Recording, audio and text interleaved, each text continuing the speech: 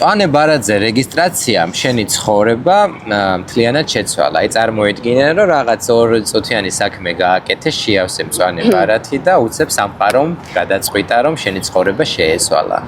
და რომ ეს არ მომხდარიყო, რომ არ მოგეგო, ახლა სულ სხვანაირი იქნებოდი, კაცმა არ იცის სად იქნებოდი, ხო? აი ეს წამში სამყაროს მიერ მოცემული სხვა ცხოვრება.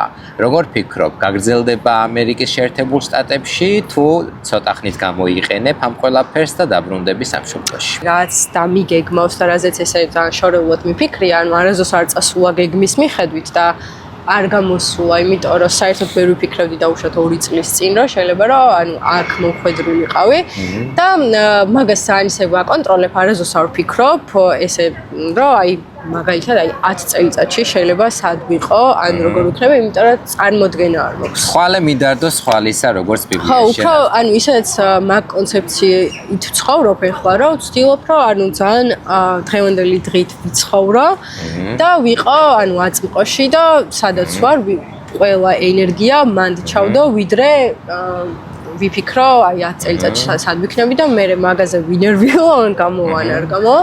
თუმცა ახლო მომავლის პასუხისმგებლობები. ხო, ახლო მომავლის პასუხისმგებლობები კი, რა თქმა უნდა. ხომ არ მოგერღვა ბალანსი ნიუ-იორკში ცხოვრების დროს შენ სულიერ სამყაროსა და ყოველდღიურ რუტინას შორის? საქართველოში აი მასეთ ცხოვრებით ცხოვრობდი, რომ ყოველდღე დაუშვათ აი მეგობრები, ანუ სამსახური მერე მეგობრები, გართობა, იქ წასვლა და ანუ მე ვფიქრობ, რომ ანუ იქ იმდენად პირადი სივრცე არ მქონდა, ანუ პირად სივრცეში გულისხმობ, ანუ ცუდად არ მინდა რომ გამომივიდეს, მაგრამ ჩემ თავს დროს საერთოდ ვერ ვუთმობდი, ანუ აი მაგალითად არ გაწყენდნენ მოკლედ ადამიანები.